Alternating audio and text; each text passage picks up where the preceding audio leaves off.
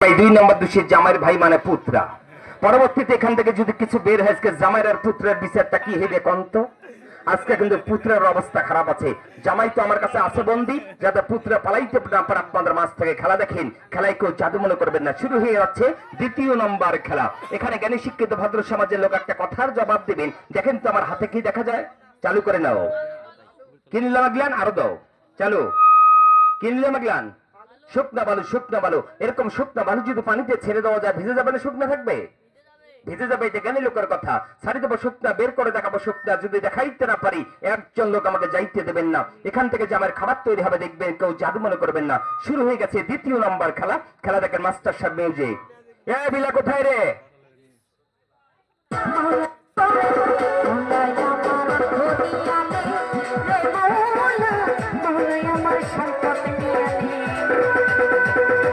চালু করে যা, আমার খাবার তৈরি হয়ে আয়।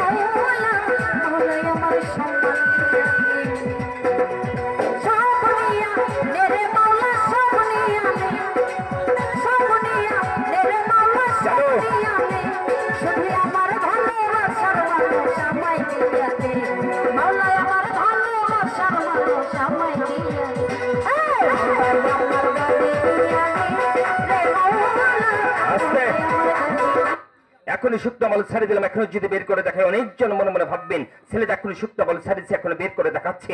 বালু বুঝে ভিজারই সময় পায় নাই। অতএব বালুটা দিকে ভিজুক। এদিকে 3 নম্বর আরো একটা খেলা দেখেন আমার কাছ থেকে। খেলার অভাব নাই। রাত 10টা পর্যন্ত আপনাদের মাঝখানে যদি আমি খেলা দেখাই, খেলা শেষ হবে না। খেলা শেষ হবে, এত খেলা আছে। খেলাগুলো দেখতে পারবেন বিনা পয়সা, বিনা টিকিটেই। জাস্ট এবার 3 নম্বর খেলা দেখেন। বালুটার দিকে ভিজুক। মাস্টার মিউজিক চলো।